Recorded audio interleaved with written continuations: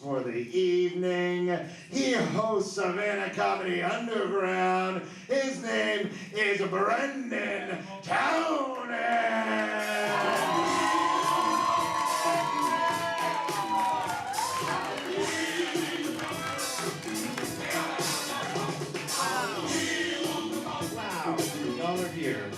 Y'all are here. Can they hear me? Y'all can hear me? Yeah!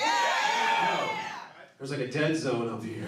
It's like I host a lot of stand-up comedy in basements, so I'm not used to this whole power structure thing. We're supposed to be on the same level and much more drunk. So I do love Front Porch Improv. Give it up for Front Porch Improv for hosting this event. Amazing. I do love it. I did the dropping class earlier today, and I love it so much. I laughed and slipped a disc in my back. Yeah, because that runs in the family. Yay!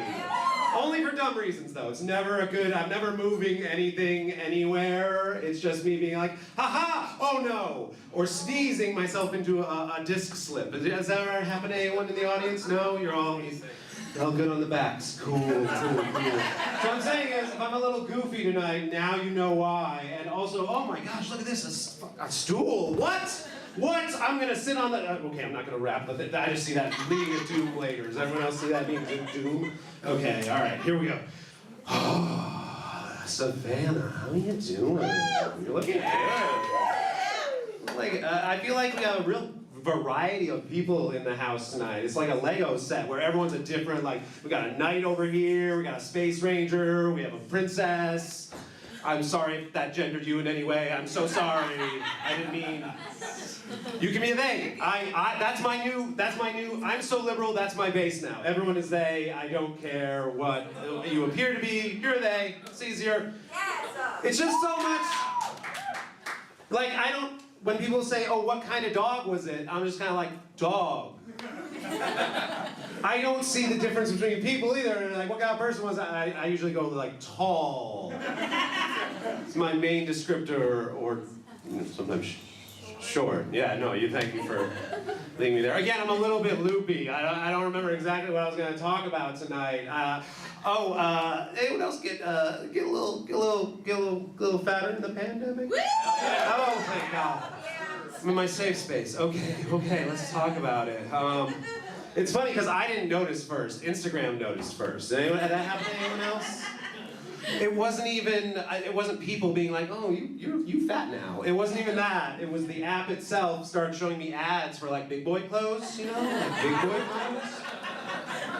And I was like, yo, Instagram, I am not Eastern European or black enough for any of these tracksuits. I can't pull it off. I look like Milhouse went to art school. I can't do it.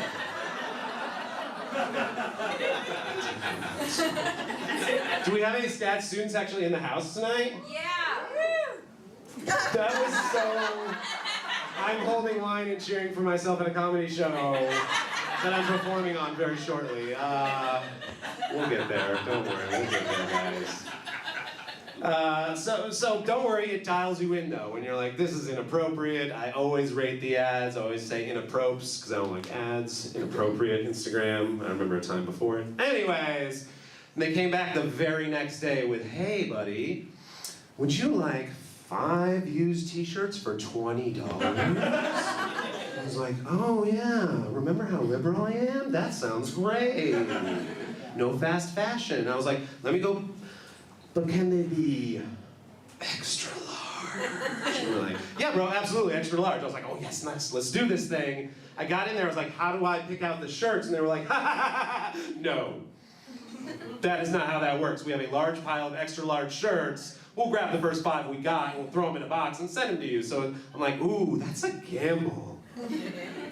But it's $20, let's roll the dice! And I rolled the dice and 2 days later, just 2 days, it was so fast, too fast, honestly. I feel like it was already shipped before I hit the button somehow. I opened up the box and the one on the very top was Bob Ross painting the universe. I was like, okay, yes, it worked. My money was well spent. And then there was a sharp decline thereafter. The next shirt is bright red, and has an Italian word on it, but like in a tough guy tap-out font, sideways, like I want to fight someone or something, like I'm really aggro, and it says in Italian, fagioli, okay? Does anyone in the room speak Italian, by the way?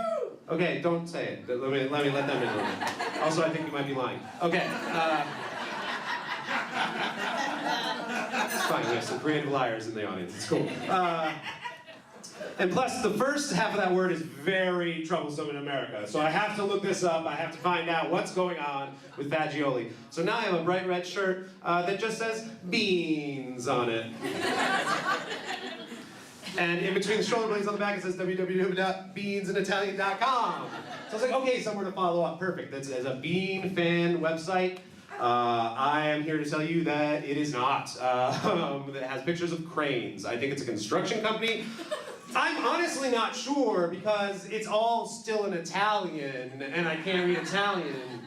And when I asked Google to translate the site, it's like, oh no, Giuseppe, he made a website in 1995. I don't can read now. He's a picture of a crane. Just one crane picture. That's all that's on this website, and then the name again. Shirt number 2. Hey guys, you got here a little late.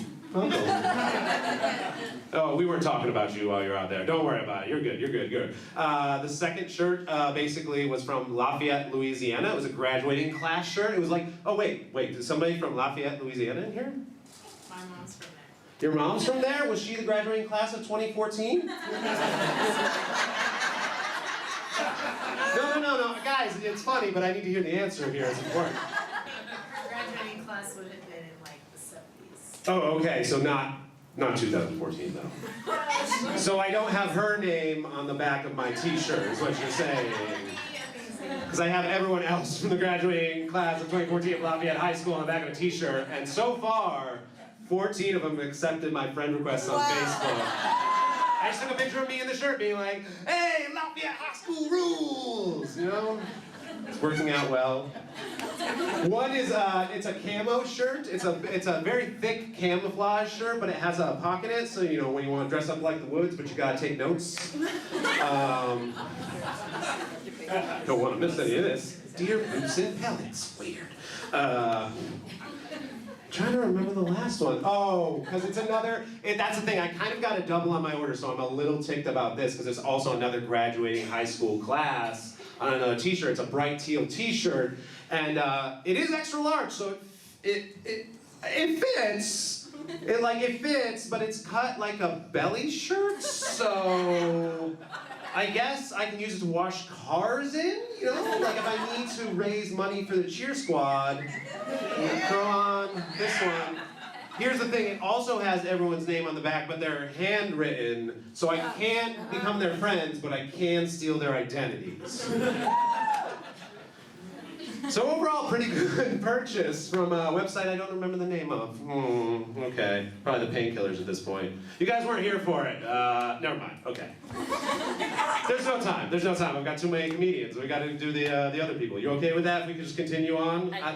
I feel like I need to let them know I'm on a lot of painkillers, like guys. Just so like, be easy on me, that's why I dress like this, so you can tell I'm the host as well. I'm the one who's dressed like a hack, that's me, I'm the guy, okay? So I'll be the one in between being like, your next performer, etc., etc. Oh, now we have to get back up. Let's see how that goes. 1, 2, 3, okay, ha ha ha ha. Take that back. Thank you, hydrocodone. Moving along. Actually, I had a tiny little allergic reaction to it, I found out. That's fun to find out, that's fun. That's always fun for everyone. Your first performer, I run the Savannah Comedy Underground.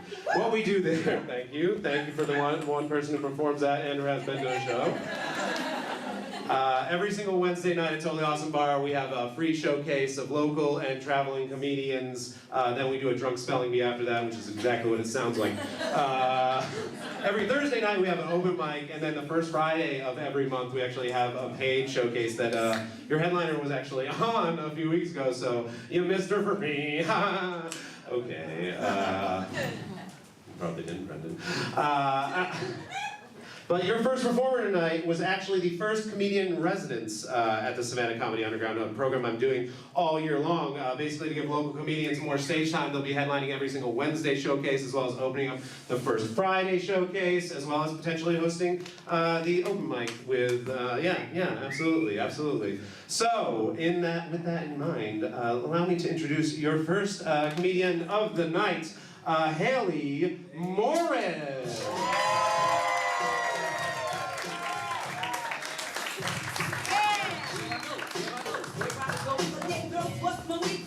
Brendan had to sit down the whole time because he's old and dying. I am full of youth and life. And I'm gonna break dance. No, I'm not. Hello, everyone. I'm so happy to see you. How are you guys doing tonight? Yeah, that's what I like to hear. So happy to have you at Front Porch Improv in beautiful Savannah, Georgia. Let me hear my Savannah locals. Savannah's fucking weird. Oh my God. This place is crazy. This is the only city where I could have a barber who's also a mortician. Very fitting. Sports clips, by the way, if you were wondering. What do you know, right? I went to my barber. My barber made the appointment on the app. And I went in and she mentioned she was a mortician. And I said, which do you like more? Being a hairdresser or being a mortician? And it just rolled off her tongue so naturally. Well, as a mortician, they don't usually try to talk to me. Damn, bitch, all right. Well, as a mortician, you don't really have, or as a hairdresser, you don't really have to shove tubes up my ass, now do you? So, every job seems to have its pros and cons, doesn't it? You could stick a tube up my ass if you ask nicely. If you ask nicely. No, I hope she's a better mortician than she is a barber, because I asked for the Joan Jett, and she gave me the Liza Minnelli. I went to visit my mom recently. Who here got moms? That was a test to see if any of you were aliens or ghosts. We are in Savannah after all. No. Went to visit my mom recently and I asked her the age-old question that I'm sure a lot of people have to ask their parents every now and then. Who's your favorite kid? Who's your favorite kid, me or my brother? And I have to know. I'm 24 years old and she won't give me an answer. Because she always gives like a non-answer. She gives a mom answer. She says things like, oh, I could never pick. I could never pick who my favorite child is. I could never pick because I love both of my children equally. So sweet. That's bullshit. I want you all to know that's bullshit, especially for my mom. I'm the favorite. I'm the favorite among me and my brother because I actually live past 16. So, not to brag. Take that, loser! No, he's fine. He's fine. He's on the mantle.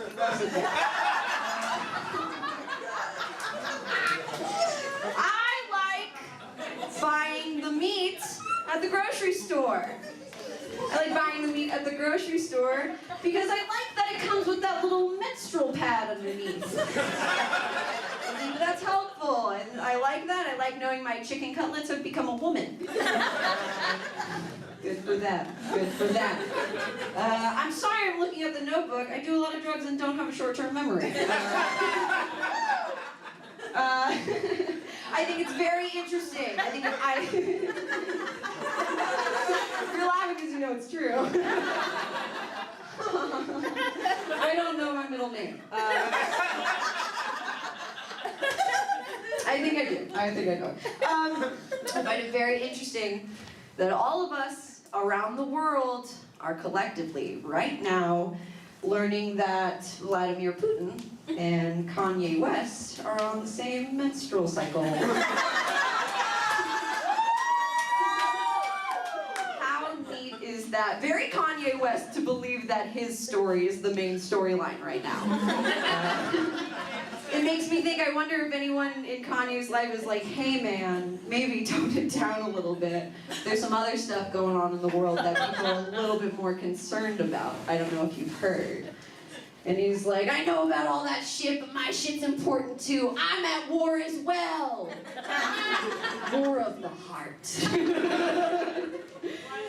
Pete Davidson is Putin. He's Putin. He's taking my wife.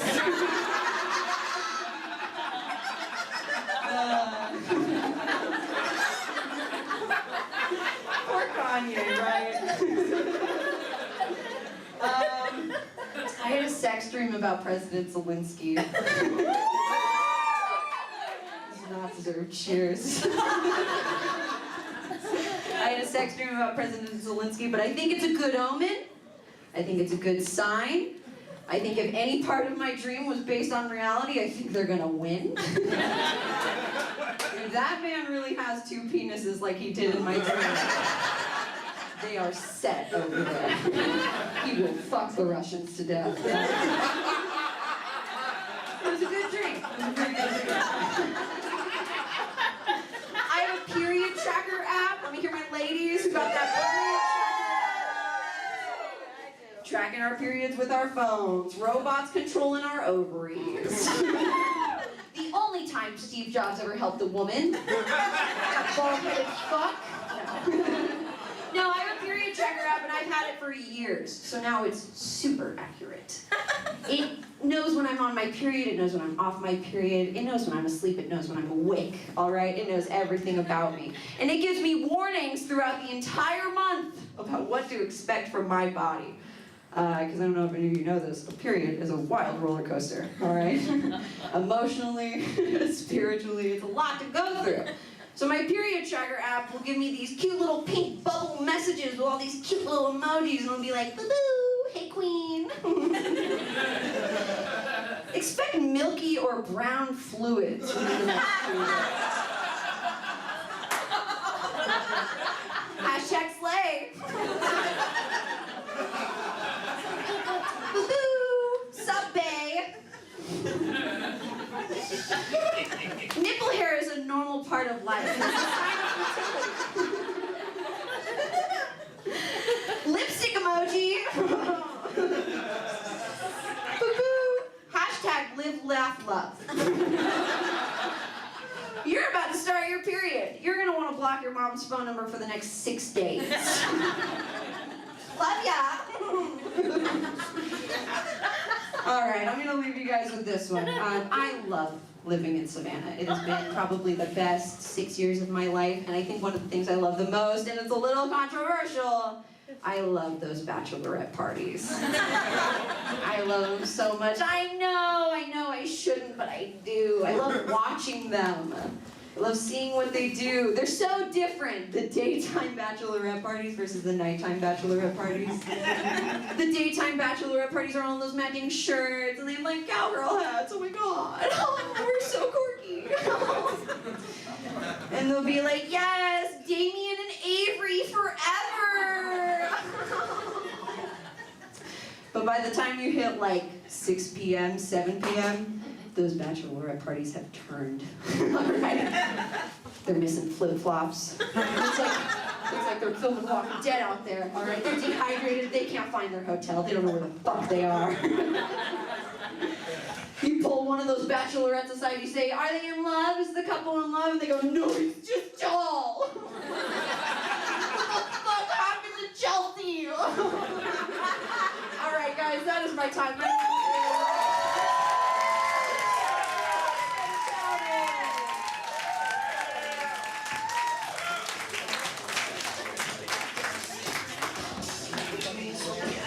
One more time for Haley Morris.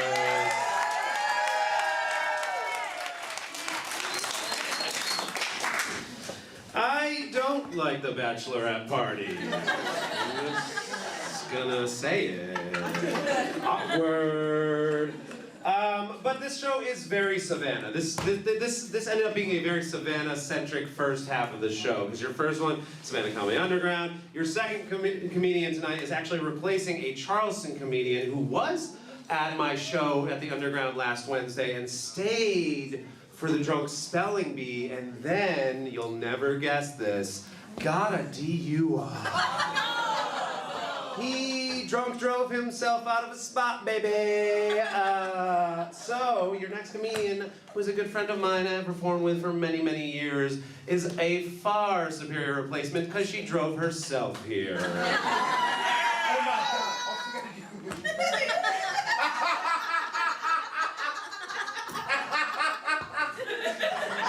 We don't have to talk about her consumption tonight. All right, ladies and gentlemen, without much further ado, put your hands together for Amelia Love.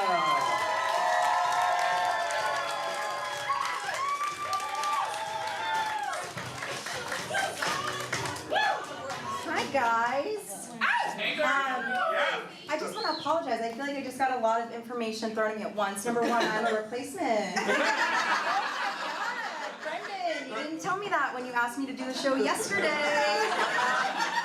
Also, both of you two assume I drive myself. No, I did, but it's really fucked up that he brought that up because I'm not even kidding. In the green room, I came in and I was like, dude, parking is tough. I hit the fucking curb. And I didn't like just hit the curb. There's like a house directly behind this place where like it's like this tall. I ran my shit over it. I ran my shit back over it. And he knew that when he told you. So I just think that's really rude of him. I'm gonna be honest with you guys. I've never been to this venue before. It's fucking nice. Way nicer. No, it is. It's way nicer than what I was used to. I walked in and I was like, this isn't for me. I need to leave. And Brendan was like, no, we actually really need you. You're a replacement. But we did this thing before the show where we actually got to stand on the stage in the lighting. And that's never happened. So I was informed by Haley, who you just saw, that my nipples are visible. So I just want to get it out there. I do have nipples. You might see them. You might not. You might only see one. Okay? I don't really know what's going to happen. Stop looking at my nipples. Okay? Seriously. No, like I said, this is my first time here, so I think it's really important to like get to know the audience. So just like, oh, we met in the bathroom. Yeah, we're already friends. What's your name? Shay. Okay, it's so lovely to see you guys. No, sit down though. You're not in the show. We're friends, but not that fucking close, bitch. Your name? Melissa, oh, so nice to meet you. And, sir? What's your name? Mike. You think I'm funny? You're laughing. I'm gonna call you Daddy. Is this a friend? It's not a friend. What is she? Girlfriend. Oh. Well, excuse the piss out of me then, right? Go back to our government names. No, I'm just gonna get this out there, okay? Looking, totally free, even for you, Mike. Touching, no, that's for my dad's friend Steve, okay? My dad hates that one, so I'm glad it's okay. No, actually, you do need a PhD, okay, to get in this ASS, right? Just a lot of gastrointestinal issues. It's like safest for everyone. If you have medical training, you're gonna need it. Guys are like, oh, let me rearrange your guts. And I'm like, please, dude, they're not in the right spot. They're not where they should be. But, you know, quarantine, we've been in quarantine for so fucking long. I went through a breakup right before quarantine, so it was like misery the entire time. But I learned a lot. I learned a lot. Mike, since you're so fucking happy with your girlfriend, why don't you tell me, what do you think the key to true love is? You said anal pervert? Oh, dump him, girl, dump him, right now. In front of everyone. No, I'm being rude. I'm sorry. What's the key to true love, Mike? Honesty and communication. Don't, hey, he's not in the show. Melissa, what do you think it is? Trust. Okay.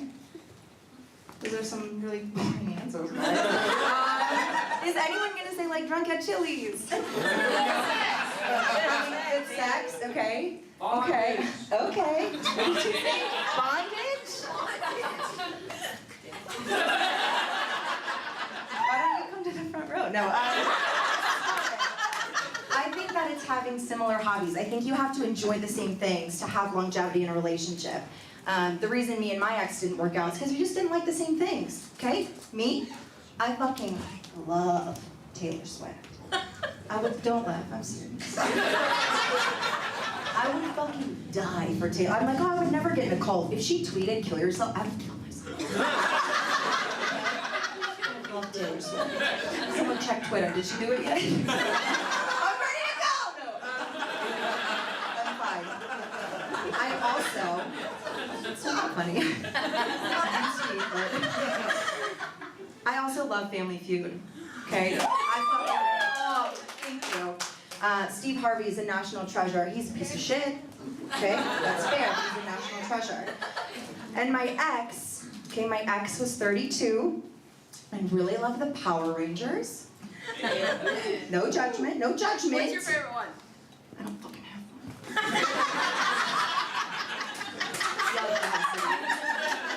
one.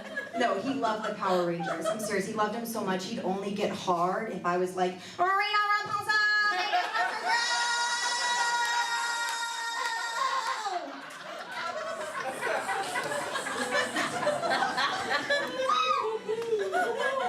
I'm not proud of that. What else did he like? Oh, he liked fucking people that weren't me. We didn't work out. The thing is, when someone's cheating on you, you have a vibe. I think that's fair to say. You know, okay? All the signs that this dude was doing me dirty were there. Number 1, phone, always upside down. 2, calls, other room. 3, biggest one of all, favorite show, WWE. Monday Night's Raw, insisted on wearing a condom. That's a wrestling joke, guys. Play on the word raw, whatever. It's crazy because, like, that should have taught me something. It didn't. It didn't, because when I rebounded pretty hard. Not crazy, like just like a couple hundred dicks. Just a couple hundred dicks. Did you hear me? I said a couple hundred dicks. No, you didn't, because there's dicks in your mouth. Sorry, guys. But I learned a lot in that journey as well. Mostly I learned that 1 in every 3 people has chlamydia. I learned that the hard way. Okay. No, I learned that the easy way. 1 in 3 isn't crazy. That is that whole section. And honestly, that's up. I'm not saying like go get tested, but like go get tested. This could be one of those like fate moments where you're like, oh, she's kidding, but like we should do it. And the thing is, when I found out I had chlamydia, I had to tell my dad, because I'm still on his insurance. Okay? Also, I had to tell my dad's friend Steve. Different reasons. Steve and I had sex. You guys are familiar. But the thing with chlamydia is you have to figure out when you got it, where you got it, who you got it from. That's not a flower. Ma'am? Okay, so number 1, what the fuck? And number 2, this is no longer improv, so we're not taking this. And number 3, I'm trying to live out my fucking dream right now. And you ruined it. I'm sorry. Anyway. I feel like those laughs are for her and I don't appreciate that. We were friends in the bathroom, what the fuck? We are!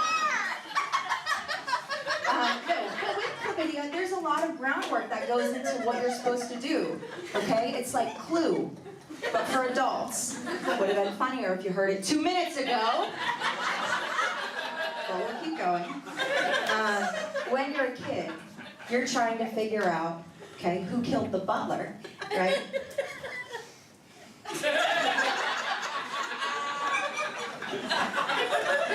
As an adult, you're trying to figure out which butler gave you chlamydia. And at first, you're like, was it Colonel Mustard in the dining hall with a candlestick? And then you're like, wait a second, can you get chlamydia from a candlestick? podcast. I'm here to tell you, if that candlestick has chlamydia and you fuck it without a condom, yes, that's how you get chlamydia. But thanks. I did catch it in time. I went to the gynecologist in Brandy. She was very sweet. She had a broken arm. She was rollerblading. And I don't know why. I was like, yeah, sure, stick it in me. She was doing her thing with a broken arm. And she goes, I'm so glad we caught it. And I was like, me too. Thank you. And she was like, seriously, it could have been bad. And I was like, seriously? Like, what could have happened? And she was like, Amelia, chlamydia, if left untreated, can cause infertility. And I was like, Brandy, put that swab back in my fucking pussy right now. Have you met a baby? Have you met a baby?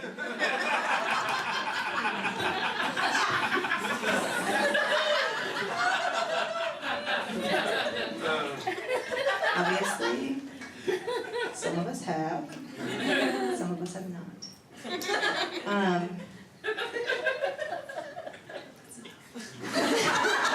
Alright, I'm gonna leave you on this one. And I wanna apologize because it is a little divisive and I don't mean to be disrespectful to anyone. I know we're in the Bible Belt, so I just wanna say, like, you are treasured by me and everyone, okay? Me and my dad disagree on a few things. One of them is religion. My dad is a religious man, I am more spiritual. Ooh. Okay. There are a couple reasons I don't go to church. Okay, one of them is because I'm a feminist. Okay, I'll start going to church when they stop singing hymns and start singing Hers Ladies. Okay? And the other reason, okay, is because my tiny brain cannot comprehend the idea of heaven. Okay. Like, what's your favorite thing to do except for just like love, trust, and like just be obsessed with your fucking girlfriend? Did you say cocaine? Camping. Oh. Oh my God! Okay. So camping. Okay. So if Mike is a good person in theory, what he does, he's gonna go to heaven where he gets to camp and do cocaine. What's your favorite thing to do except for interrupt comedy shows? Oh, now you're quiet? Now you're quiet? What's your favorite thing? My favorite thing is to paint, but that is my grandma. Get your grandma a check. You're lovely, I'm kidding. Okay. So if she's a good person, she's gonna go to heaven and paint with her grandma. This is where I struggle. I struggle to believe that God sent his only son to die so that one day Mike can go fucking camp and she can go fucking paint and I can go to heaven and Idris Elba will tongue fuck my butthole while I watch plastic surgery nightmares and eat cheese balls. The math is not mathin', y'all. Something to think about. I'm Amelia. Thank you so much. Give it up for Brendan.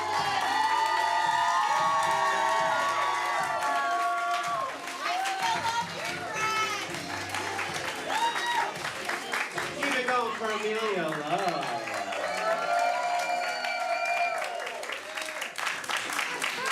So it's so interesting. She did mention that you threw her a couple minutes off, and I have a timer going, and she was spot on. 2 minutes on you. That's crazy. Your abuelita is 2 minutes worth of abuelita. Oops. Still running. Ladies and gentlemen. Your next comedian, I definitely originally booked for this, and now I'm sad I said it that way. Oh, okay, all right. The painkillers are doing good. Let's keep this show rolling. He came all the way from Colombia, not the country, but the South Carolina. Give it.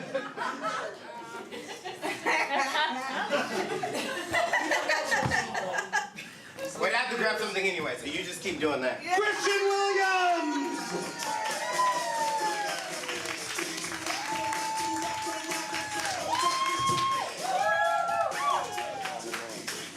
Front porch, what's up? I am very loud.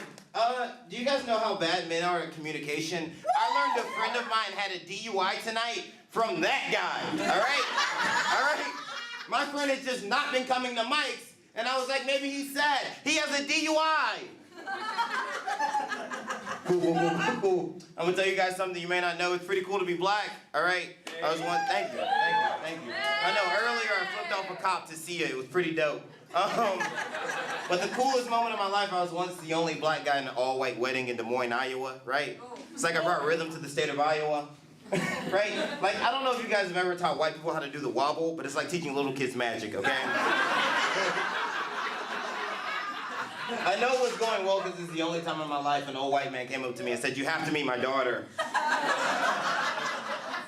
I like it. We got any poor people in the crowd? Any poor people? Right? I'm so poor, I'm way too comfortable driving with my gas light on. Like, people get in my car and they see the gas light. I'm like, you know, they're like, "Should we get some gas?" I'm like, "Nah, we got at least 12 miles left," right? Uber finds that very unprofessional. A lot of one-star reviews I get.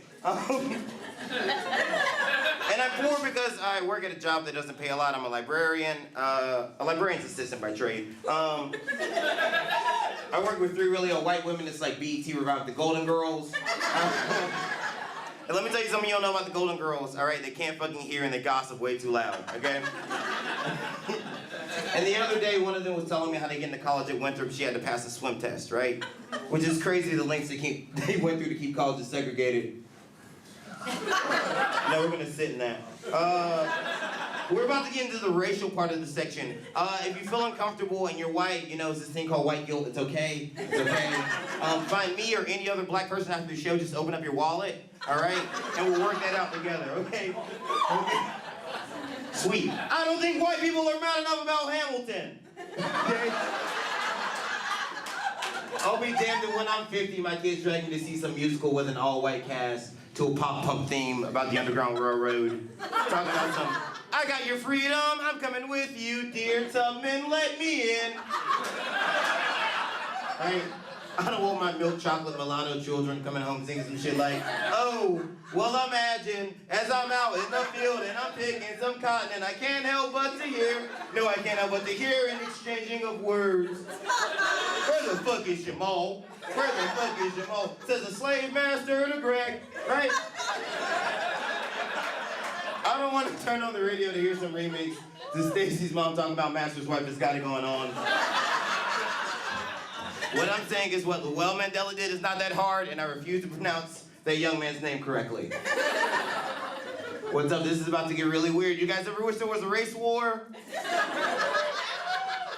Right? I feel like with my intimate knowledge of white people, I'll be like a general, right? I'll be like General Sherman burning down local coffee shops up and down the East Coast. Right?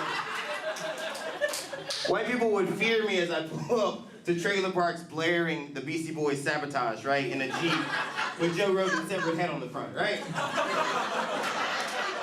I would enact mental warfare. I would do my executions publicly to the Friends theme song, right? And for those of you who feel safe, know that I have a key to a church, okay? I have a key to a library, and I have a key to a dive bar, all right? I'm a coffee shop and CrossFit key away from having the infinity stones of white people. I'm gonna put gluten in the water supply. I know the real weakness, the sun. I'm getting rid of shade. Have fun burning to death, you pale bastards. I'm joking.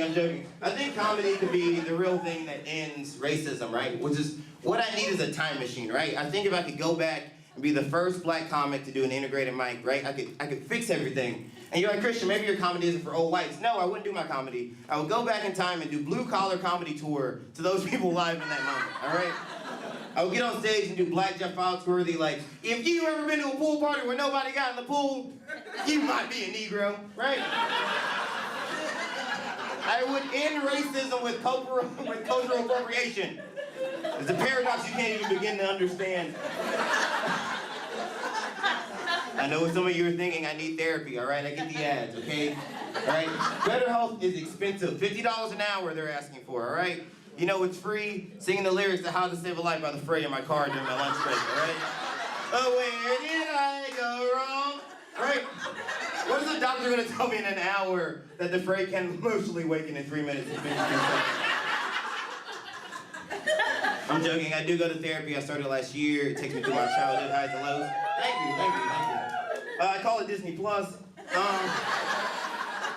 The other day I'm watching Mulan, the scene where she's about to go to war for her family. You know, reflections playing. She's weeping. I'm weeping. Right? Because I've never sacrificed anything for my family. So the next day, I cashed out my mom $10 and told her she was a girl worth fighting for. Another show on there that helped me out with my relationship with my father is The Mandalorian, right? I want to be a strong, authoritative dad. Yes! So I decided to kidnap a small white child and raise him as my own. And why a tiny white boy, you ask? Because there's 1,000 bad haircuts you can give tiny little white kids, all right?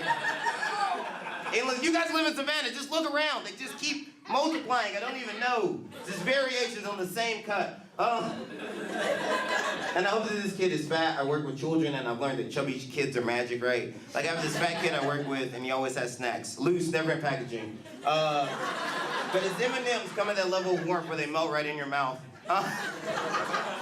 And the other day he came in with he had a hole in his shirt right there. And I was like, dude, you have a hole in your shirt? He's like, sometimes you gotta let the belly button breathe, right? And if those aren't words to live by, I don't know what is. What's up? We got any single people in the crowd? Thank you. I think like the hardest part about dating is I haven't figured out what my type is, right? Like, I date women that have a lot in common. If you haven't been able to guess by the rest of the set, I'll give you some extra clues here. They have issues with their fathers. A lot of them have septum piercings. They're big fans of Midnight Summer, right? Midsummer, sorry. Don't tell them I said that. They'll be super upset. Midsummer is the movie that they like, all right? Most of the women I date, they are... White. Psych majors, you guys are so wrong. All right? I don't know if they think this is fixer-upper or something, all right? But this is flip-or-flop. This flops 100% of the time. It's okay, don't me, all right? I know why I'm single, okay? I'm like dating a child. I enjoy pranks too much, right? Or what I call pranks. Like one of my favorite things is if I'm going to my girlfriend's apartment, right? And she has groceries and we're about to go inside, and someone else comes along. I like to push her under the door and yell, "They know we're stealing," and then run away, right? But she calls that embarrassing, right? And people may call the police, right? That's the thing I actually do. Like that has happened multiple times. One girl I used to yell "La Policia" a lot with, like in her apartment building all the time. I'm chaotic. Another one I like to do, you couples can try this in the room, right? If you've been dating someone for 6 months or longer, right? You're making out, they think you're about to go to Pound Town, just breathe as hard as you can into their mouth, all right? I will tell a lot of jokes tonight, but if you've never seen a person choke on air they aren't expecting, all right? You haven't lived, okay? It's like, ooh, you thought you were about to get some sexy, No, CO2, bitch.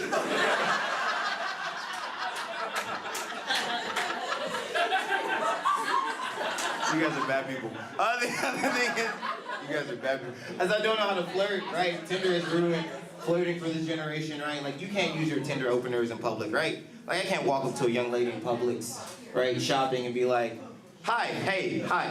They call my dick Oasis because it's a wonder what I do to those walls." Right? I can't appropriately see a lady in TJ Maxx like, "Hey, hello.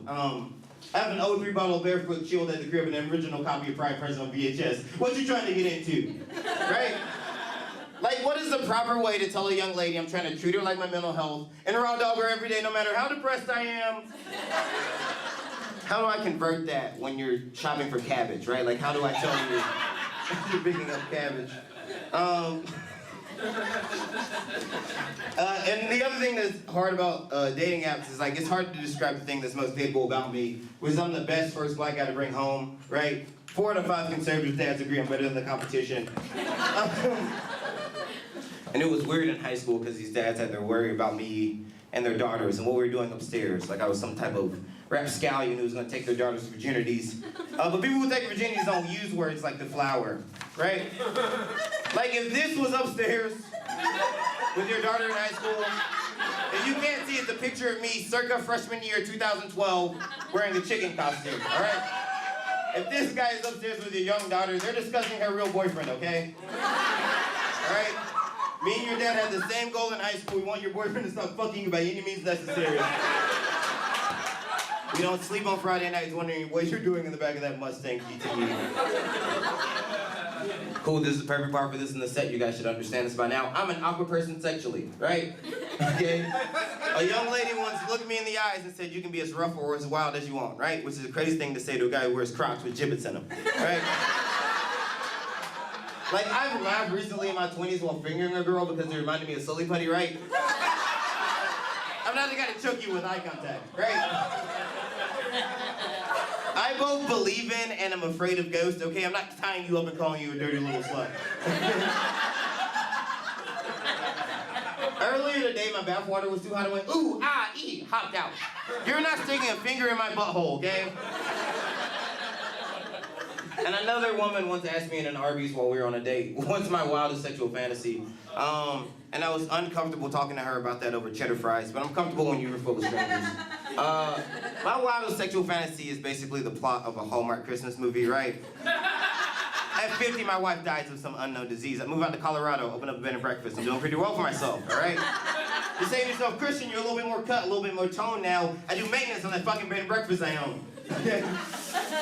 Oh my God, big snowstorm, El Nino strikes again. Businesswoman snowed in for 3 months. I own the only venue in town to stay at, okay? We fall in love as I slowly teach her the magic of Christmas, okay? On Christmas Eve, after we spent all day donating turkeys to the homeless, all right? We make love as our gingerbread cookies cool off. And this girl said, that seems like a lot for you to be able to get off. And I said, no, you don't understand. You're the wife that dies at the beginning. You're of key importance to the plot.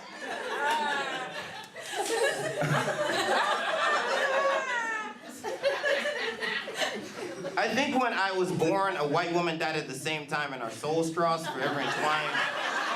Somewhere between a woman and a child. That's a solid strawberry wine reference that no white woman in the crowd got. If you wonder how possessed I am, I just referenced strawberry wine and it went all over their heads. All right, good. But like the other day, I blacked out to Girls Just Want to Have Fun, right? And the next thing I know, I'm keying my ex's car. The other day I saw my ex on Bumble, and then the next thing I know, like I'm cleaning my apartment to Adele with a box of wine, right? Yeah, you know, so you can cry without clutter. She knows. She also cleans to cry, right? Or the worst thing is, like, whenever I get a bad text from my dad, the next thing I know, I spent $100 in Target just buying snacks, right? Like, how do you spend $100 in snacks? Yeah. White women, how do you spend $100 in snacks? Like, how much are avocado chips, really, at the end of the day? Go to Walmart? Popcorn? Organic. Pitbull popcorn? Organic. I shop at Aldi, bitch. I don't know. My vegetables just be out, not even in the refrigerator, yo. We put that shit on the shelves. Yeah, people be stealing shopping carts, throw a quarter in that bitch. All right.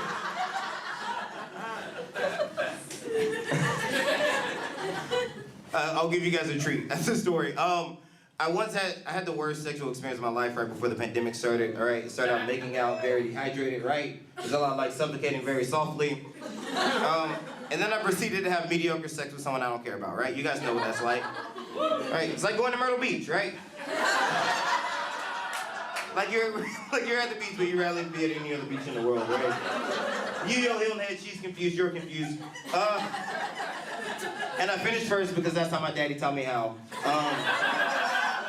Then she asked if I would finish her orally, and I'm a gentleman, so I obliged. And then lady came in my mouth.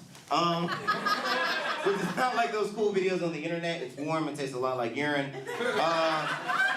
And then about a week later, I was standing in line in Publix, and I was reading out of Vogue magazine. And did you know women fake 7 out of 10 orgasms? I know. Astounding statistic. Right, so now I have to live the rest of my life wondering if the girl peed in my mouth to make me think I was doing a good job. And for those of you in the room like, yes, she did, she came multiple times. How much urine is that? Was she hydrating before for this purpose? That is betrayal. I should be able to sue her. You guys are with me legally on this liability. All right. Oh my God. Doing comedy wasn't my original dream, hard to believe. But this cruel bastard came and crushed my dreams on a cold night in November 2008. He goes by the name Barack Obama. Right? I wanted to be the first black president. Here comes this smooth talking bastard from Chicago. All he did was ruin my hopes and crush my dreams. And a lot of people don't understand why that's a big deal, but my grandmother, she was the first black nurse to graduate from our college program. Also the first black nurse in our home. Thank you. She doesn't shut the fuck up about it. Right? I have nothing to bring to the table at family holidays or Thanksgiving, right? She gets back-to-back months. Black History Month and Women's History Month. Those are both hers. Okay? She calls me every day, 6 a.m. Bible study, and then she brags. That's also the first joke I told my mom. She hated it much like you guys did. I said, this is the way I speak about my grandmother. She said, no, that bitch doesn't shut up. She said, it's the way you speak about that handsome, suave man, Barack Obama. I know, you feel that awkward silence. That's you realizing that my mom wants to fuck the man who killed my dreams. I said, Mom, you don't know what it's like to have someone come and crush your hopes and dreams out of nowhere. She said, you don't know what an unplanned pregnancy is. No. So at the end of the day, I got to be somebody's Barack Obama. It was just my mom's. I have a new dream now. I hope to one day give a TED Talk. I would walk out on stage in a big black turtleneck to a roar's applause.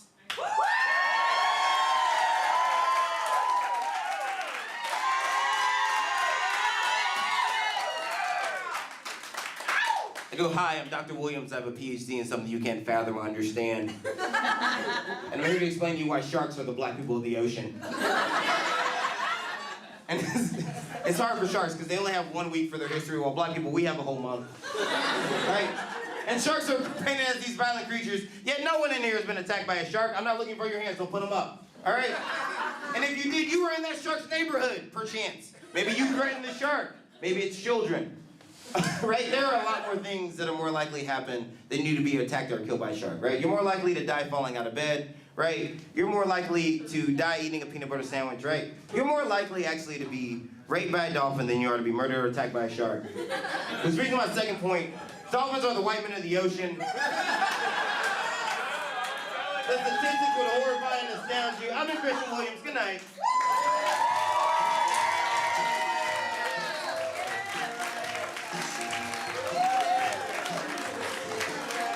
Keep it going for Christian Williams.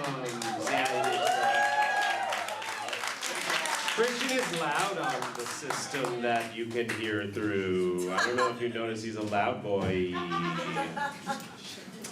Y'all, I'm excited, but the painkillers won't let me show it. Your headliner tonight is honestly the first headliner that I saw that made me think, oh, we're allowed to be that good. Because when you just do it in places like Savannah, you only see certain people doing it, and I was like, what was this whirlwind of a human being? And I've been so lucky to host her multiple other times. I think you're going to love her. Do me a favor, put your hands together. Come on, don't fight me on this cord. No! Okay, thank you, buddy. Jen Snyder, everyone!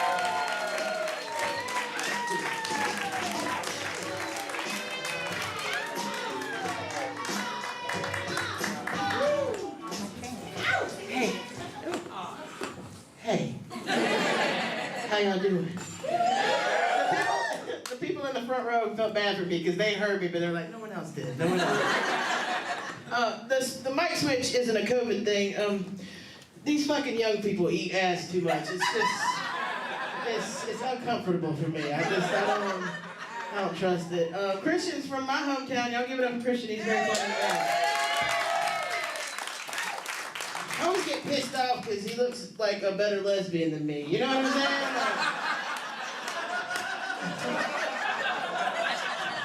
I laughed too hard at that, buddy. I'm sorry.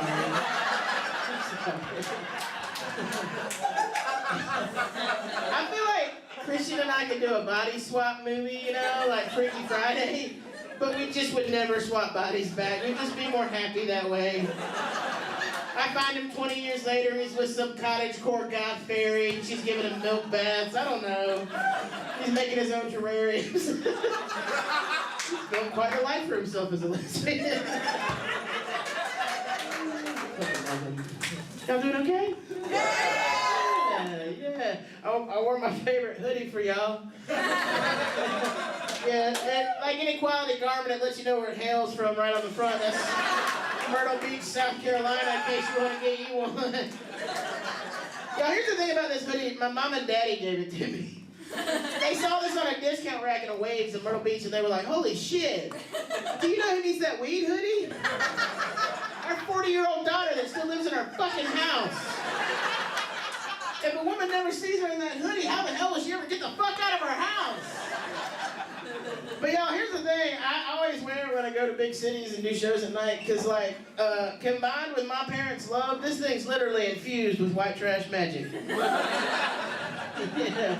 It don't matter where I pass out drunk, I will automatically be returned to Waves in Myrtle Beach.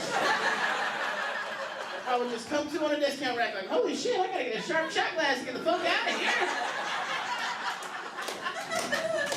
Two, y'all, guess you don't never ever get asked for $1.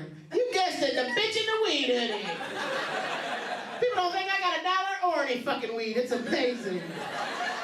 But my absolute favorite thing about it is that if you just like put up the hood and like mutter a bunch, you are literally unrapeable and unrobbable. You like walk into the car like,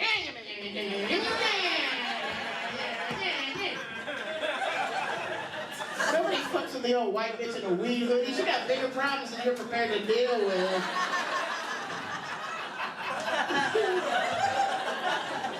It's terrible.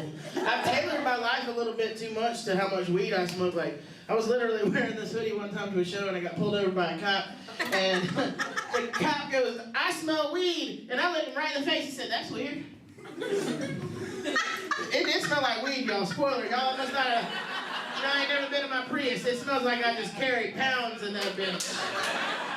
The whole reason I even drive a Prius, you think it's gas mileage. Fuck that, it's so I look like a dumb old white bitch in a car and nobody suspects I'm smoking a blunt to the fucking head. And they don't, y'all, they don't. And I go the speed limit and hunch over, ain't nobody pulling this bitch over. Nobody. And I've been smoking weed a long fucking time, y'all. A long time. Since weed was bad. You fucking youngins don't even know about that shit. Y'all ever smoke some fucking weed with seeds in it? No, you lucky bitches. When I came out smoking weed, when you broke it up, it was like German cockroaches in a dirty kitchen just everywhere. Smoking a blunt was like Russian roulette. Who was gonna pop in their fucking face, man? And like, weed used to come in the shape that it was smuggled into the country. I've gotten several corners. One time, it was just in the shape of what I can only imagine was a go-kart wheel. I don't know. They were getting cracked under the border like, the fence is low, we just drive under. I'm so old, I've been smoking weed so long, I used to save up my lunch money every week, $2 a day. That's how cheap lunch was. Goddamn, I'm old. All right, so I'd save it up. And at the end of the week, I would have $10 and I would buy a dime for the weekend. Y'all, I'd get 4 fucking blunts out of that bitch. Yeah, I was like Jesus with the loaves and fishes. I was making miracles. Making that shit happen.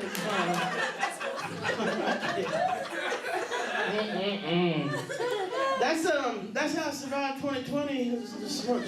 Did 2020 fucking damage you in ways you had no idea were possible? Did it really? It was so bad, you guys. It was so bad. And I was single the whole time. Was anybody else single? Yeah, that shit was awful. Every day I would wake up and just look at the sky and be like, so no sex ever again, God? That's fucked up. Seems cruel.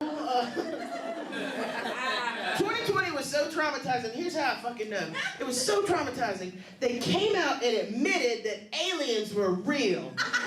Didn't they? And then what did we do? Nothing. Nothing. We didn't say shit. We didn't go boo. We were like abused children at a dining room table where the daddy throws a plate. We were all just like, don't say nothing, you'll get in trouble too. Like, that shit's not fucking happening. And I've been really worried about the aliens because shit, I was home, I didn't have nothing else to fucking do. And we finally started getting back out on the road. I was on the road, I was going to Charlotte, and I saw a billboard on my way, and it said, 1 in 5 children is a face hugger. And I was like, holy shit! Not only are aliens real, y'all, they're so close to humans that they're breeding with us and making these alien-human hybrids that are coming out the womb and just sucking faces. What the fuck are we gonna do about these face hugger babies, y'all?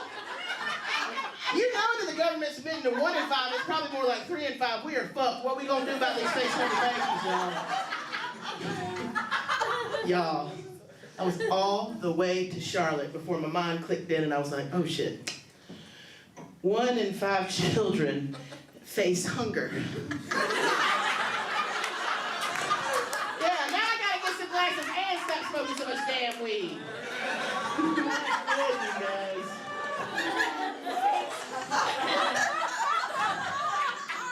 That was bad.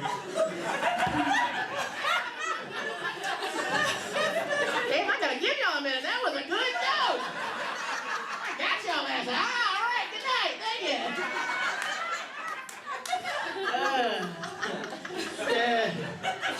So I was single a long time, and I'm from Columbia, South Carolina, and literally being single in that fucking town is like being a puppy that just grows up in the pound. Yeah, everybody knows my name, but no one takes me home. And I would get excited when I see women. I was like, wag on my tail, look at me. I'd be like, me? No. Y'all don't be sad. I live with my mom and daddy. It's a no-kill shelter. I'm gonna be fine. One day they're gonna die and I'm gonna inherit that shelter. Y'all can't fucking wait. Gonna give me a bedroom with a bathroom in it. Thank you, Christian. This is my lesbian sister. He will be living there at the house with me. Oh my God, what a sitcom. My parents leave me the house. It's like the Golden Girls, but it's like, we're like, what the fuck is going on, girls? Oh, shit. All my straight friends wanted to help me while I was single. They kept trying to come up with ideas. And they did. And so many of them, like 2 or 3, were like, you know what you should do? You know what you should do? You should move to Asheville, North Carolina. There's so many lesbians in Asheville, North Carolina. You literally can't throw a rock without hitting a lesbian in Asheville, North Carolina. And I was like, first of all, Stacy, stop fucking throwing rocks at us. That is not cool. I don't know who taught you, but... And like, y'all, more importantly, like, have y'all seen the fucking lesbians in Asheville, North Carolina? Like, I'm not being ugly. What I'm saying is, I don't got nothing in common with a bitch that makes her own granola. I don't want to go for a walk, a hike, a run, and damn sure not a bike ride, you active bitch. All they do is drink crap beer and do shit in that city. It's fucking exhausting. It's not even a real city, y'all. It's not a real place. It is a Subaru Outback commercial where people just settle down. Everybody come to Subaru Outback, stop for gas in Asheville, and they were like, baby, get out of the car. I think we're home. Man, there's nothing but waterfalls and artisanal chocolate shops as far as the eye can see.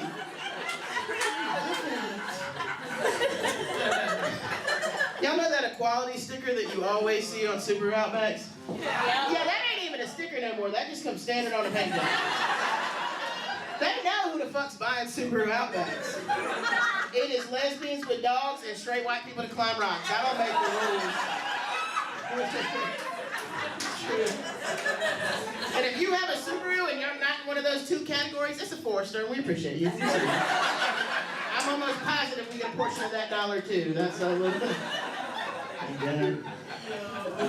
Do we have any parents? Is there anybody who's a mama or a daddy?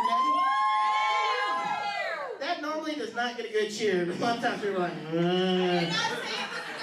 Okay. You're like, please don't bring them up. I threw them in the dryer with an iPad. I told them it was virtual reality. I needed them back to myself. Y'all ain't never left them in the car too long, have you? Yeah. That's it. You know, this is off the top of the dome. How come nobody ever leaves a baby in a cold car? It's like the margin for error is larger there, you know? Like, oh shit, 3 hours. I did not know. That's how long you can do it. They're okay. Hot cars, like minutes. Here's why I'm asking. I was reading this this article that said, I couldn't fucking believe it the whole time I was reading it. It said, if you're worried about leaving your baby in the car unattended, you should take something important and put it back there. You know, like something important like your shoe or your cell phone. And lay it back on top of the precious life you created so you don't leave it in the fucking Subaru. And y'all, I was making all kinds of fun of that shit on Facebook. And I know that's kind of fucked up of me because I'm not like you straighties. I can't just accidentally make a person. That be happening. Don't be mad. Somebody in here right now is a fucking accident. Matter of fact, when we get right down to it, did you ask to be here? Did you ask to be here? Did you ask to be here? Because I certainly fucking didn't ask to be here. Yeah, 40 years ago, Mom and Daddy want to get freaky, and now I have anxiety and bills. That's bullshit. Yeah. But also, I'm a godparent. I have a godson, and I love him so much. He's 8 years old now, and he is the light of my life. And let me tell you something. I have been high as hell every little moment of his 8 years of life, but still yet, when he's with me, I'm like Lesbo's Secret Service. I'm like, all right, we are go. I have eyes on the asset. Are we good to go with the timber keys? We will be by the ball pit. Go, go, go. But y'all, here's the #1 reason why I felt like I could make fun of that shit. Guess what you ain't never, ever seen on the news? You ain't seen a gay couple on the news talking about they left their baby in the car, have you? You've never seen that shit. We don't do that. Our babies are expensive. You don't leave $50,000 unattended in the fucking car. I wouldn't leave my Prada bag in there either, Stacy. What the fuck are we doing?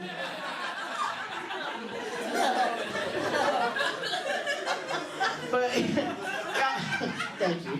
But here's the thing, y'all. I was pissing people off on Facebook, and they were getting all mad because I guess their cousin, you know, one morning her husband yelled at her, and she got to Starbucks, and they didn't have her latte, and then when she got to work, her friend Karen parked in her space, and she forgot her baby in the car. I was like, oh, God. Maybe you should get off Facebook and pray. I don't know. But I don't like to make people mad. Like, I feel like God put me on this earth to make you laugh. He just put me here to put a smile on your face. That's the whole reason Mom and Dad got freaky 40 years ago. And so I rewrote the joke so people would be happy with it. So here it is. In these hot temperatures, I get really worried about leaving my bong in the car unattended. So I like to take something important and put it back there with my bong so I don't forget it. Like someone else's baby, y'all. I never forget them both, you know what I'm saying? Like, y'all are so fun.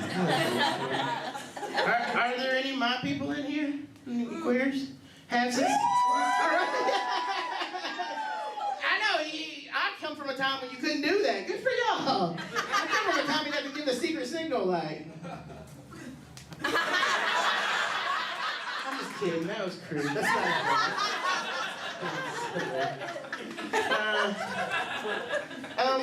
are people still mean to you? People still stare at me everywhere I go, which I think is fucking weird, man. Like, you ain't never seen a lesbian in the wild before? Bitch, I know you've been to, like, Lowe's or a softball game or high school. We're all over the fucking place. Yeah, but I can't eat in a goddamn Waffle House without an old white dude staring me the fuck down.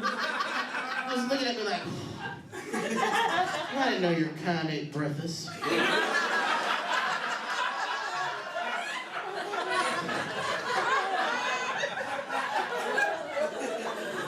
And when people do weird shit to me like that, I do weird shit back, because fuck it, we all gonna be uncomfortable today.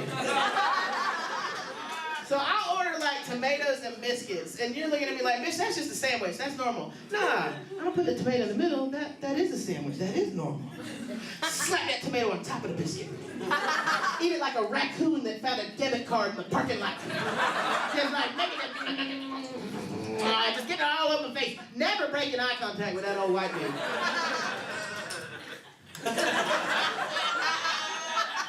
You gotta assert your dominance, you know what I'm saying? Got those straight white dudes just going back to work talking shit. The lesbians, they love Mater biscuits. I've seen it myself.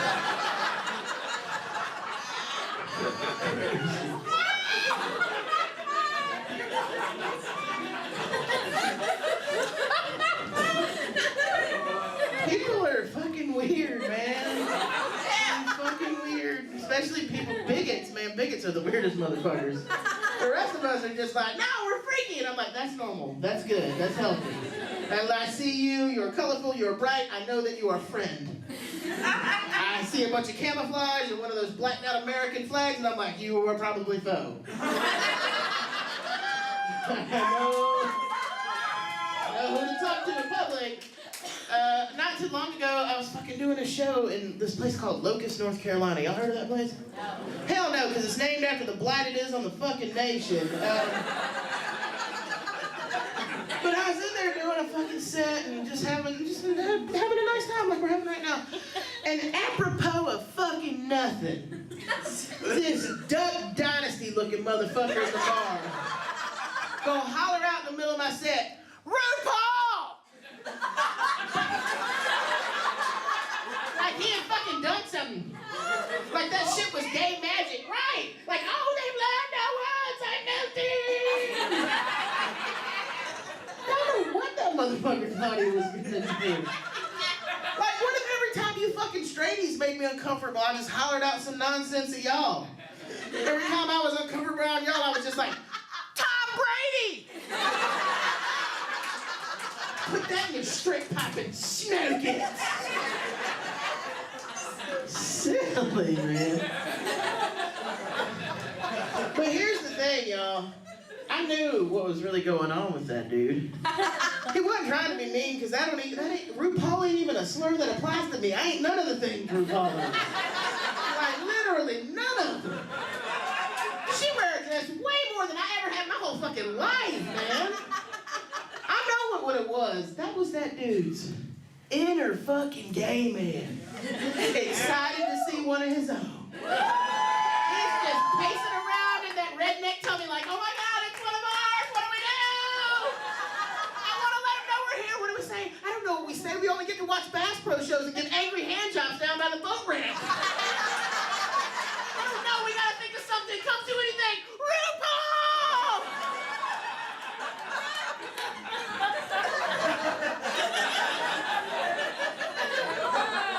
I know good and damn well that under that Duck Dynasty beard set up the cock cravenest lips guy ever put on the man.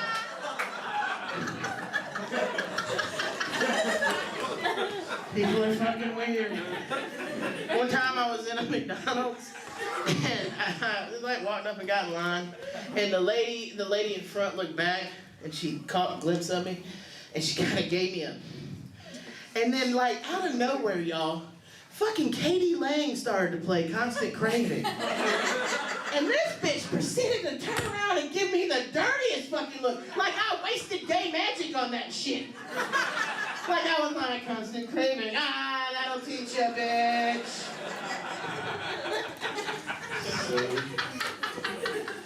Even though I look like this, straight people hit on me. Yeah, believe it or not. Every once in a while it happens with a man. That's always really fun because they almost always say the same thing. They're like, hey, listen, I won't tell nobody. Right. Like that's the only thing keeping me from the sweet heterosexual loving is the fact y'all can't keep a fucking secret. More importantly, I know good and damn well if a man bagged me, he'd have me on the wall of his man cave talking about, yeah, that's a North American lesbian right there.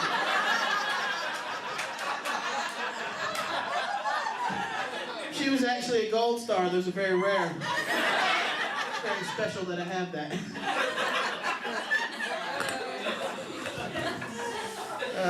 It happens with straight women, too. The first one is the ugly straight woman. Oh, my God. She's always like, if I was gay? If I was gay? Oh, I could beat down your door. And I'm thinking to myself, oh, bitch, you would have to. The door, the dresser, the bed, whatever else I can shove in front of that damn thing. That is most certainly what you'll have to beat down to get to me, bitch. I'm just saying, just because I like women, don't mean I like you all, okay? Yeah. Please do not ever think that showing up with a vagina qualifies you to ride this teeny tiny, adorable, fun-ass ride. Does not.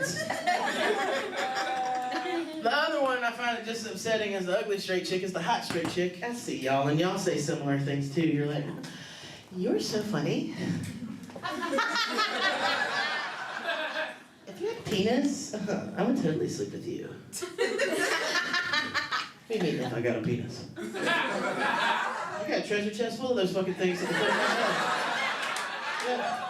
Treat it like the fucking treasure chest at the dentist office. Reach on in there and get you a prize, girl.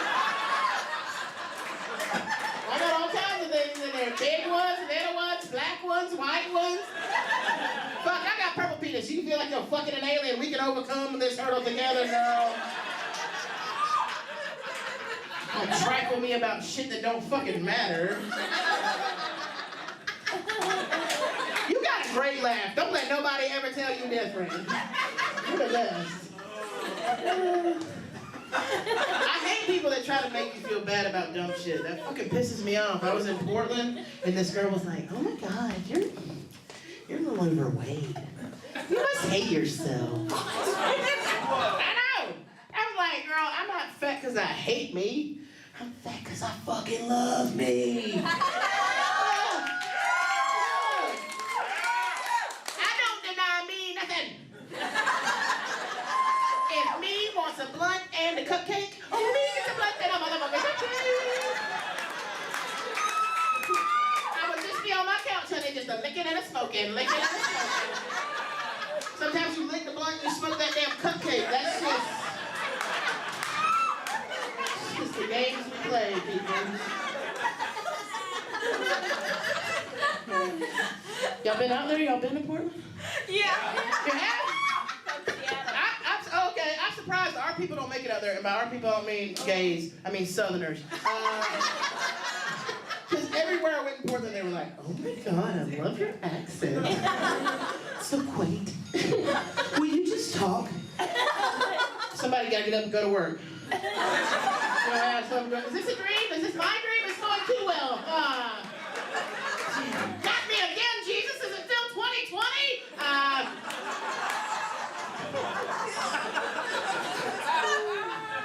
Every time somebody does that about my accent, I don't know why, I'm an entertainer. So I just get like Savannah Southern on their asses. I'm just like, Lordy, it's hot today. Somebody bring Mama Minchul up. This hothouse flower is a wilted. Well, I tell you, it is hotter than 3 rats fornicating in a wool sock behind a dryer.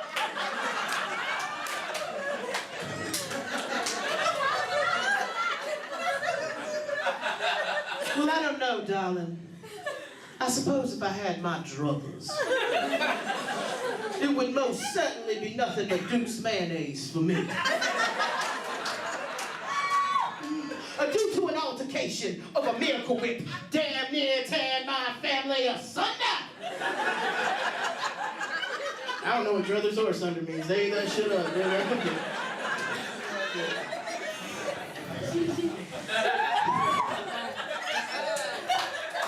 Y'all are so much fun. I love y'all. Y'all are amazing.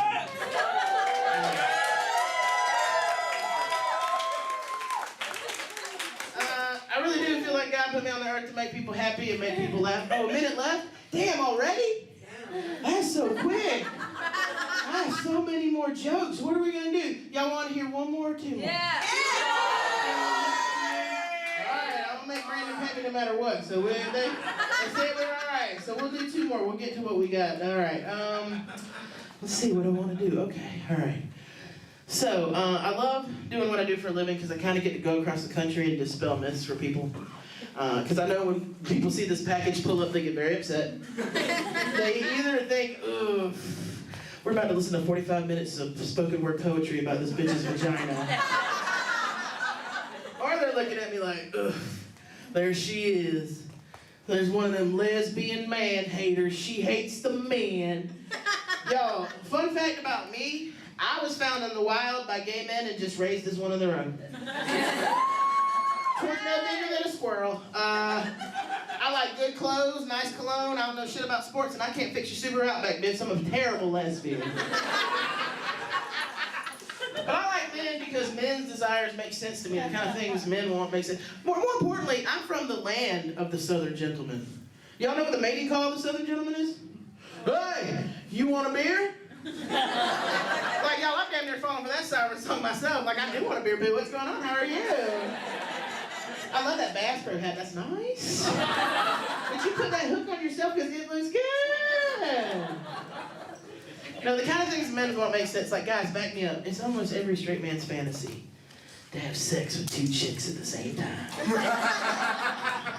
I love it, sir. You didn't fucking flinch and you're a good man. He's sitting next to his gorgeous wife. A fly landed on his eye. He was like, not today, Satan. Baby, I don't even know what the fuck she's talking about. 2 women, 1 man. How can 1 man have that much love in his heart? That's stupid.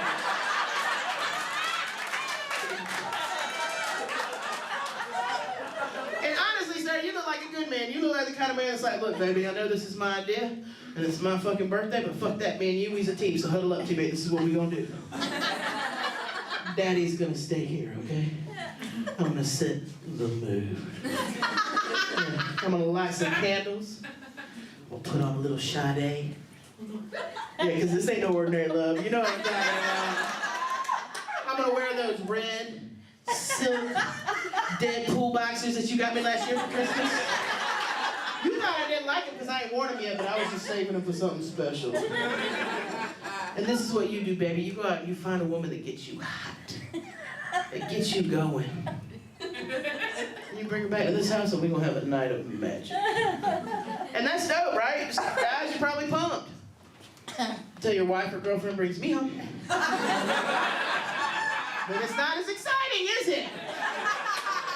And I'm real disrespectful. I just walk in your house like I pay bills in that motherfucker. Kick in your bedroom door. All right, which one of you's first? Is it you, sir? All right, I tell you what. You lay down face first on that bed. Don't you ever once make eye contact with me. I'm in charge tonight, Daddy. Yo, here's the thing. Y'all are laughing too hard. It hurts my feelings. I'm just kidding. No, literally, y'all, here's the thing. Comedy is not going well for me. I've been doing this for 10 years. I'm pretty much about a year away from hanging it up. What that means for y'all is that literally, for $50, I will come to your house tonight and ruin your husband or boyfriend's night. He won't ever ask you for that shit again. That shit's gonna come in a foot rub and an apology like, baby, I'm sorry. I didn't know the limits of our love. Apparently my limit is a little butch bitch in my bedroom. All right, last one. Is that okay? Brendan, is that cool, man? Or are we gonna... 1 or 2 more, whichever, you know, whatever you want to. Man, Painkiller Brendan is a whole new dude. He gave me his wallet before the show. He said, just have a great time. Just have fun. I'm gonna find your wife that did that to her. All right, can I do 2 more? 2 more. Yeah. 2 more, yeah! I'll do cookies. All right, I wish the word homophobic that would have sounded like. I wish straighties were scared of us like spiders. That would be fun as fuck. Yeah. That way, whenever I saw a gaggle of y'all, that's what you're called when you're in large packs, a gaggle of straighties. I would just run up on y'all like, ah! Like, whoever ran away, you're like, ah, that's the homophobe!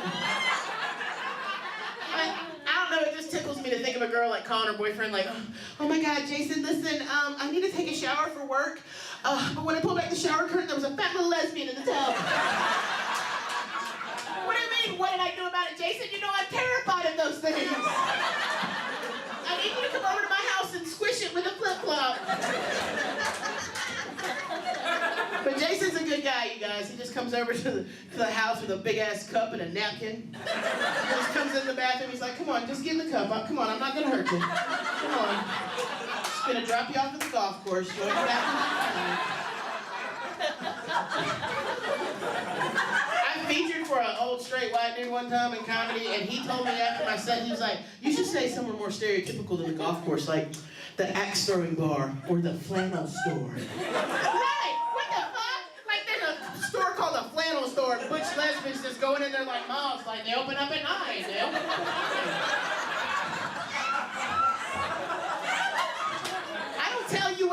kind. Don't tell me. All right, y'all, last one. Thank you for being so awesome. Y'all, give it up for the front porch. Aren't they badass? Yeah. What a very, very cool space. I love it. This is so cool. And thank you guys for coming out. This means the world to me. You'll never know. Like, thank you. Yeah. This is one of those nights where I'm like, I'm gonna pretend like I'm fucking famous because that was amazing. All right. So, I don't know if you can tell by watching me rant at you beautiful little faces for half an hour, or just looking at me glisten up here like a honey bun you left in a car on a hot day. But I'm a very passionate person, okay? That means I can't sleep like a normal human being. I don't have a comforter on my bed too hot. I just have a top sheet. I turn my fan on high every night, even in the winter.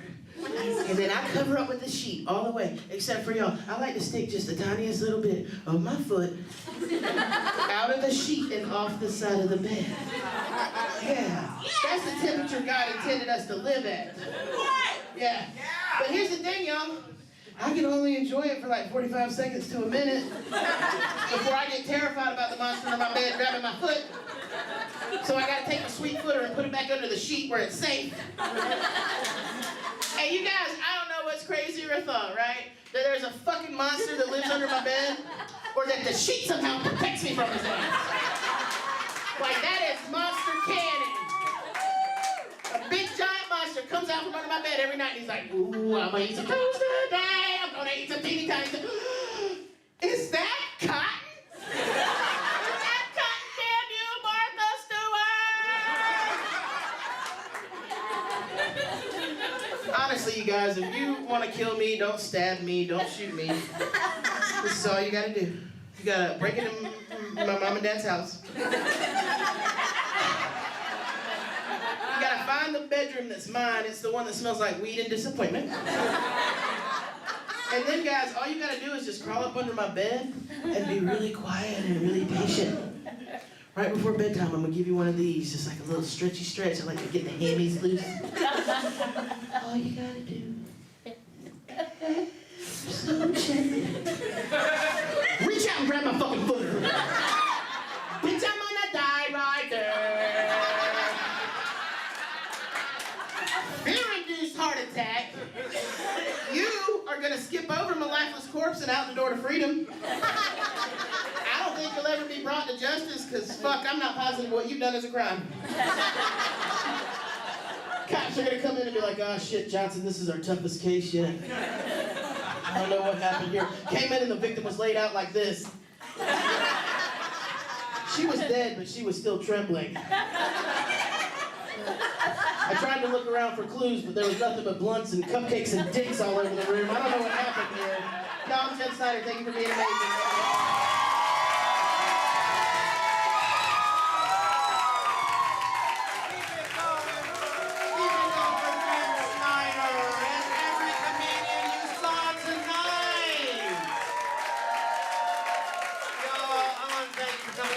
First ever one of these we've ever done, so I gotta ask you, should we do this again? Oh, yeah!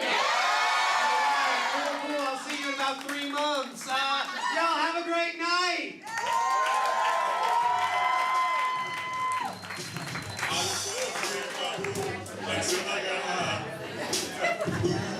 was gonna get out, but then I got high. My boots all messed up, and I